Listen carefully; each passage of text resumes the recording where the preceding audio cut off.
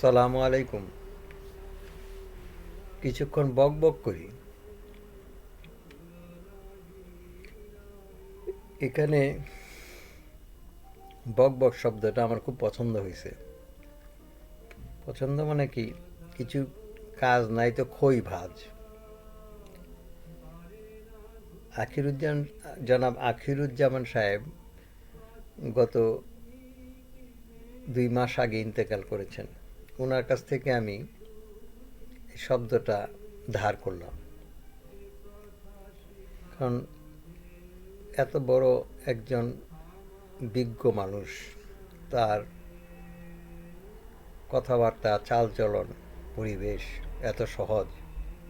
অনেক দিন পরে শুনলাম উনি আর্মির কর্নেল। বিশ্বাস হয় না। কারণ আর্মিদের একটা অভিজাত পাড়া আছে, তাদের লং কমিশন র্যাঙ্কে যারা আছে তাদেরকে অনেক কিছু শিক্ষা দেয়, যেটা আমরা জানি না।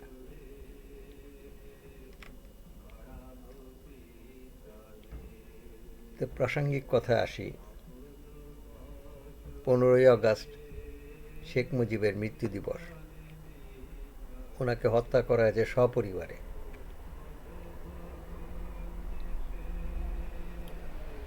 এটা দুঃখজনক, কারণ একজন মানুষের অপরাধের জন্য পুরো পরিবার ধ্বংস হতে পারে না।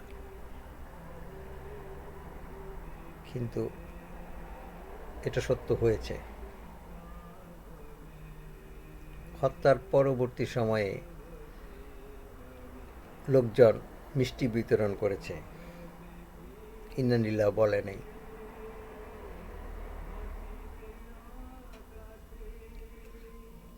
উনি কি দিল বাংলাদেশকে? স্বাধীনতা পুরো 9 মাস উনি পাকিস্তানে গৃহবন্দী। স্বাধীনতা সংগ্রাম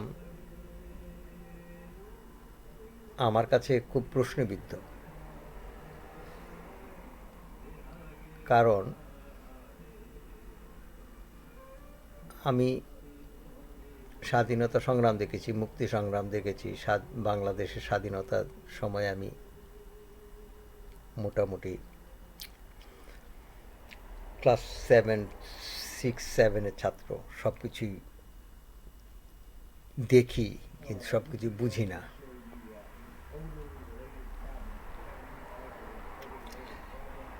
এই না বুঝের ব্যাপারটা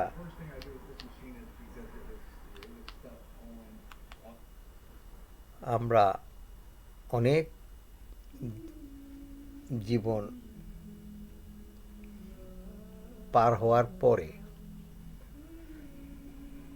আমাদের বুঝটা আসে। যখন নাকি দেখলাম স্কুলে স্কুলে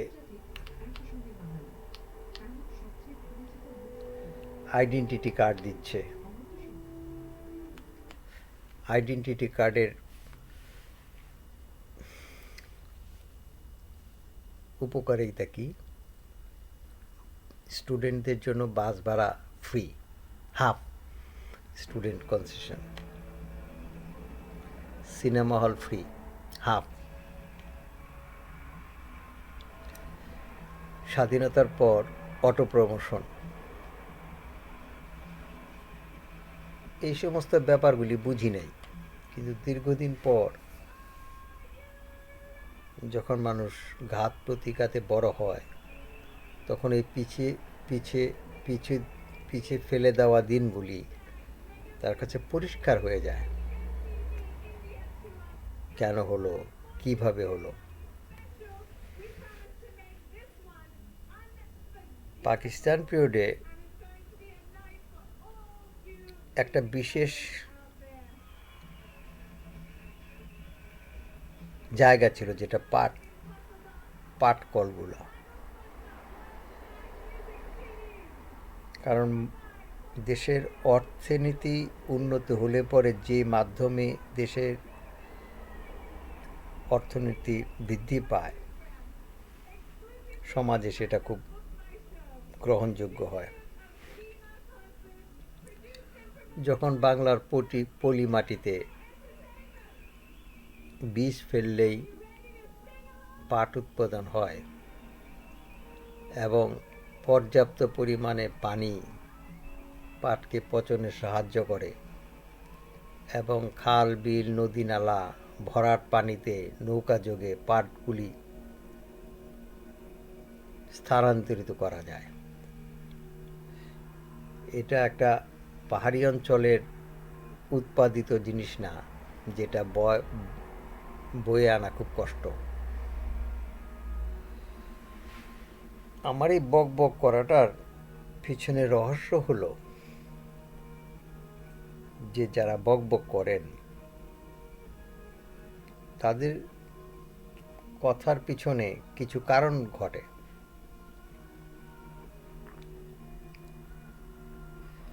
আমি কথাগুলা ধীরে সুস্থে এই জন্য বলতে চাই, মন থেকে আসতে হবে, মনে আসতে হবে, তারপর বলতে হবে। 72-73 সনে পড়াশোনা হলো না, 70, 69, 71 পেলাম অটো প্রমোশন, 70 ছিল প্রসেশন, 69-70 সংগ্রামী জীবনে স্কুলগুলি প্রায় স্ট্রাইক বন্ধ, পড়াশোনা মোটেও হইল না। দেশ স্বাধীন হলো, তারপরে পেলাম অটো প্রমোশন, সেখানেও পড়াশোনা হলো না। তা ক্লাস 6-এর ছেলে সারা জীবন পড়াশোনা, সারা সময় সারা বছর পড়াশোনা হয় নাই, তো 7 এসে কিছুই বুঝবে না এবং 8 এসে প্রমোশন, অটো প্রমোশন। এই বুদ্ধিটা কি ভালো ছিল? পড়াশোনা না করে পাস। তা আমি যেমন ক্লাস 6-এর ছেলে ক্লাস 7-এ অটো প্রমোশন পেলাম,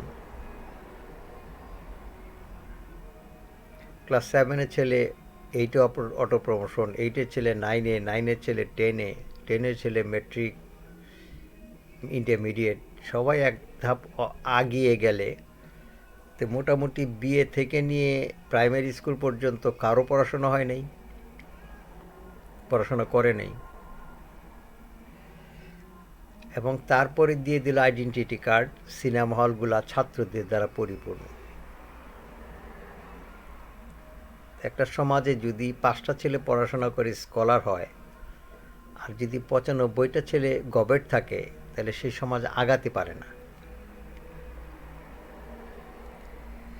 ভারতের বিজ্ঞজনরা বাংলাদেশকে নিয়ে এমন খেলা খেলেছে আমরা বুঝি নাই, এখন বুঝি ভারত কি জিনিস।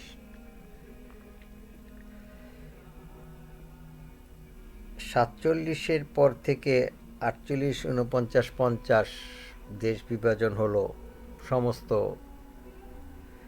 হিন্দু জাতি বাংলাদেশ শূন্য হয়ে কলকাতা বা ইন্ডিয়াতে চলে গেল। তারা বাংলাদেশে প্রতিষ্ঠিত ছিল, ইন্ডিয়া গিয়েও তারা নিঃস্ব ছিল। তাই আমি প্রায়ই একটা কথা বলি, প্রবাসী লোকেরা খুব ধূর্ত হয়, খুব জ্ঞানী হয়, খুব স্মার্ট হয়, কারণ তারা স্বদেশ ত্যাগ করার পরে, বিদেশে যাওয়ার পরে তার ওই নবাবই চলে না, তার খেটে খেতে হয়, পরিশ্রম করতে হয়, সংগ্রাম করতে হয়। যেমন আমি বাংলাদেশে থাকতে আমি কম বেশি পরিশ্রম করতাম, কিন্তু ইংল্যান্ডে আসার পর আমার পরিশ্রম আমি মাঝে মাঝে চিন্তা করি যে পরিশ্রমটা আমি করি বা করে গেলাম,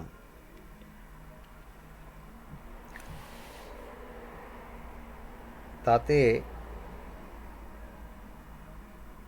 খুব ভালো অভিজ্ঞতা হয়নি।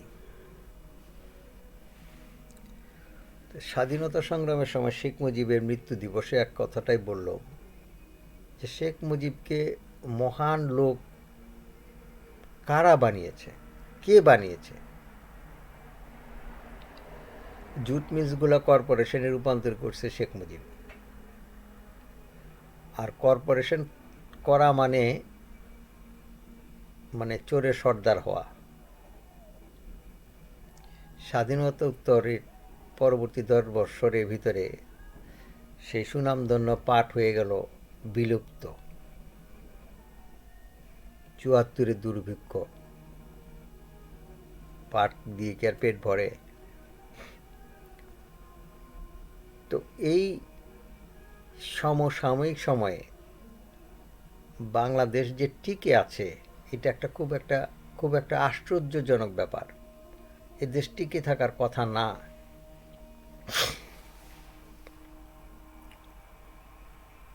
90-এর শেষের দিকে রাজন হত্যা, সিলেটের একটা মোবাইল চুরির অপরাধে একটা ছেলেকে পিটিয়ে মারা হলো। মারার আগে সে পানি চাচ্ছিল, তাকে পানি দেওয়া হয়নি। সেই ভিডিওটা ভাইরাল হওয়াতে সবাই দেখেছেন। তাতে আমি একটা আশাবাদী যে এই নিঃস্ব বাংলাদেশে হয়তোবা ইউটিউব চ্যানেল, ফেসবুক চ্যানেলটা বাঁচিয়ে দিতে পারে। কারণ এই সিলেটের পাথর চুরি কত জঘন্য একটা অপরাধ, কিন্তু ভাইরাল হওয়াতে সেটা সুষ্ঠু বিচার হচ্ছে। তো এইভাবে আমাদের অভিভাবক নাই, বাংলাদেশের কোনো অভিভাবক নাই। শেখ মুজিবকে অভিভাবক বলবেন? আমি বলি না। কারণ সে আওয়ামী লীগ, বাকশাল, এগুলি পলিটিক্যাল আমি অ্যানালাইসিস আমার মাথায় ঢুকে না। আমি সাধারণভাবে মানুষের কথা বলি। গঙ্গার পানির হিস্যা আজ পর্যন্ত বাস্তবায়ন হয় নাই, এবং সেই পানির স্বল্পতার জন্য বাংলাদেশ প্রায় মরুভূমি হয়ে যায়। আমি একটা হিসাব দেখাই। যদি বাংলাদেশ পরপর 2 বার বন্যা ক্ষতিগ্রস্ত না হয়ে যদি পূর্ণ ফসল প্রাপ্ত হতো, তাহলে আমাদের দেশের খাদ্য অভাবের যে ঘাটতিটা আছে, যদি পরপর 2 বৎসর সেটা পরিপূরক হতো, তৃতীয় চতুর্থ বৎসরে সেটার উন্নতিই থাকত। কারণ পেটে ক্ষুধা নিয়ে কাজ চলে না। তা আমাদের ক্ষুধার্ত রাখা হয়েছে, আমাদের কাজ করার সেই শক্তিটা আমাদের দুর্বল করে দিয়েছে এই ভারত। ধন্যবাদ।